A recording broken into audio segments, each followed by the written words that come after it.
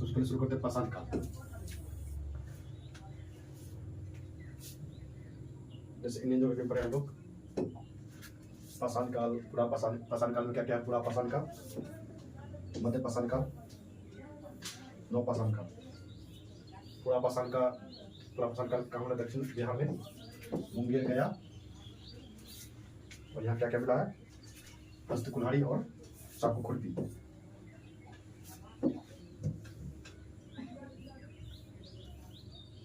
मध्य पाषाण काल में क्या है? मुंगेर छोटे आकार के तेज धार वाले औजार मिले। कहाँ मिले? मुंगेर में, मध्य पाषाण काल में। और नव पाषाण काल कहाँ? चिरान यानी सारण में। कहाँ में है? चिरान यानी सारण। चिरान में मिला है, सारण में। और ये चेचर वैशाली में, हड्डी के उपकरण। और आते हुए आगे तमिल पाषाण काल। तमिल पाषाण काल में चिरान, सोनपुर और चेचर राजगीर गया।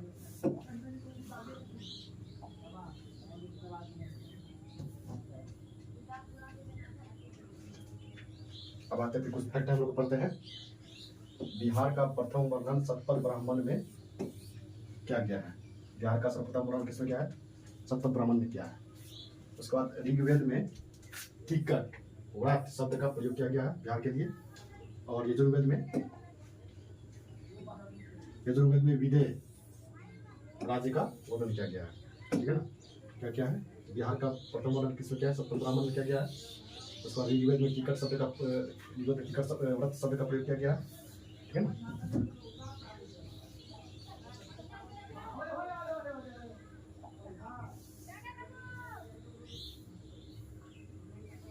और यजुर्वेद में विदेह राज्य का वर्णन किया गया है। कहते हैं हम लोग महाजनपद प्राचीन बिहार में ज्यादा पूछेंगे, उतने सब हम लोग देखना है। प्राचीन बिहार में कुछ पाषाण काल में देखिए, उसके महाजनपद में देखते हैं। महाजनपद में बहुत इंपॉर्टेंट है। बौद्ध रचनाओं में 16 महाजनपद का जिक्र किया गया है और लगभग 10 गणराज्यों की चर्चा मिलती है। इनमें से 3 महाजनपद बिहार के क्षेत्र में ही मिलता है। बौद्ध रचना में जो है ना 16 महाजनपद की चर्चा किया गया है, जिसमें कि तीन महाजनपद किसमें कहाँ पर है? बिहार में ही है। हम लोग बिहार का मैप हम लोग देखेंगे। इसे लाते हैं बिहार का मैप।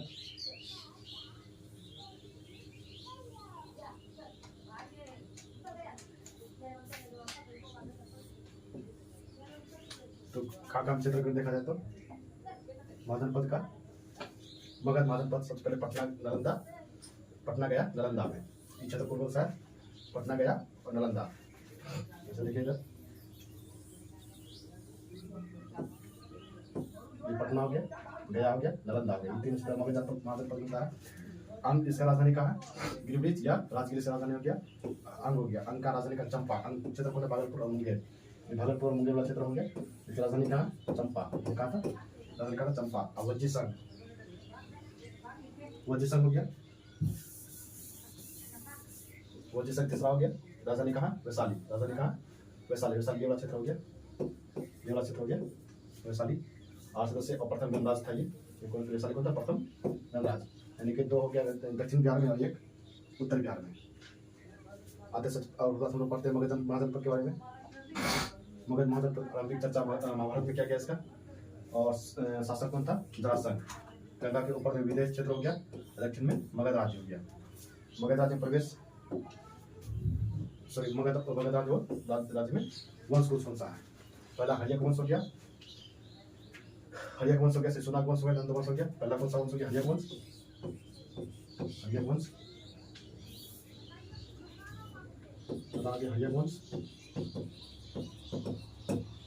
दूसरा हो गया शिशुनाग वंश। तीसरा हो गया नंद वंश। चौथा हो गया मौर्य वंश।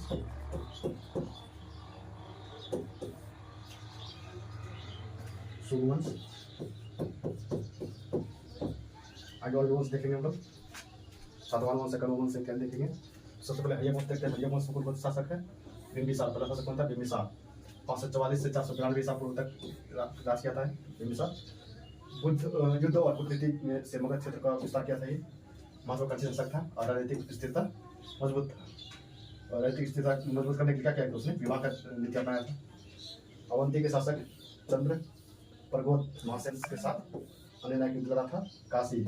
ऊपर से नीचे भी शासक पश्चिम सीमा तक पंजाब प्रांतीय क्षेत्र में था। उसके बाद आगे बढ़ते हम लोग। बिम्बिसार का विरोध करके उसका पुत्र अजातशत्रु शासक बना। गंगा नदी के दोनों ओर मगध का अधिपत्य था। द्रुपद था। बिम्बिसार का हत्या करके उसका पुत्र क्या बना था? अजातशत्रु शासक बना था। शासक में से 460 ईसा पूर्व। दो युद्ध लड़ा था इसमें, काशी के शासक के साथ प्रसेनजित और वजीर गणराज के साथ।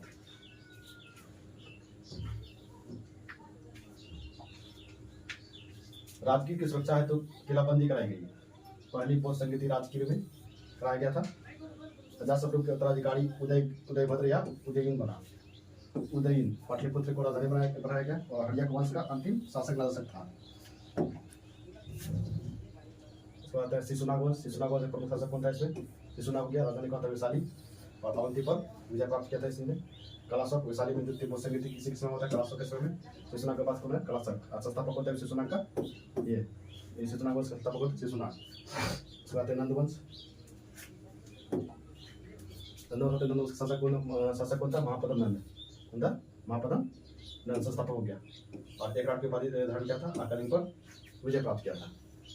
उसके बाद नंदवंश के अंतिम शासक कौन था? धनानंद था। इसी के शासनकाल में सिकंदर को भारत का आक्रमण किया था। उसके बाद मौर्य वंश। प्रमुख शासक चंद्रगुप्त मौर्य हो गया, संस्थापक था ये और न्यायिक प्रशासन केंद्रित था। भारत के मुक्तिदाता भी कहा था। सिजुकस का दूत नरसरीत चंद्रगुप्त मौर्य के दरबार में आया था और इंडिका का रचना जिसमें मौर्यकालीन इतिहास से मिलता है। कौटिल्य का रचना अर्थशास्त्र, ठीक है ना। बिंदुसार आते हैं। बिंदुसार 298 से 272 BC तक। यूनानी दूत डेमिक्लस के दरबार में आया था इसने। अशोक इम्पोर्टेंट है। 275 से 232 ईसा पूर्व। अशोक 261 ईसा पूर्व में कलिंग युद्ध किया था। बौद्ध धर्म का आलिंगन किया था। उसके बाद तृतीय बौद्ध संगीत पाटलिपुत्र में किया था। बौद्ध धर्म के थेराव संप्रदाय का उदय को किया था। न्याय प्रशासन के लिए राजू अधिकारी बहाल किया। वृद्धरथ हो गया अंतिम मौर्य शासक हो गया वृद्धरथ। तो इसमें अंतिम शासक कौन था? वृद्धरथ के अंतिम शासक। आगे बढ़ते हैं। शुंग वंश 182 BC। संस्थापक पुष्यमित्र शुंग। पाटलिपुत्र पर डेमेट्रियस का आक्रमण हुआ था इसी समय में। कलिंग के शासक खारवेल का आक्रमण हुआ था। ब्राह्मण धर्म को प्रश्रय दिया था एवं बौद्ध धर्म को उत्पीड़क था ये।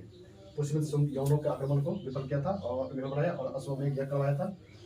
75 BC में शुंग वंश का अंत और इसका अंतिम शासक देवभूति था। शुंग वंश का अंतिम शासक कौन था? देवभूति। कण्व वंश आता है। कण्व वंश को देवभूति की हत्या करके वसुदेव ने कण्व वंश का स्थापना किया था। उसके बाद सातवाहन वंश आते हैं। सातवाहन के संस्थापक सिमुक था। कौन था? सिमुक। ज्यादा याद रखने वाला इसे याद रखिए। शासक कौन था? सिमुक। कुषाण वंश। कुषाण वंश का प्रथम शताब्दी ईसा पूर्व में हुआ था। इसका कलिंग का पाटलिपुत्र पर आक्रमण हुआ था और प्रसिद्ध बौद्ध विद्वान अशोक घोष को दरबार में प्रसिद्ध दिया था। कुषाण साम्राज्य के पतन के बाद मगध पर वैशाली का शिक्षकों का नियंत्रण था।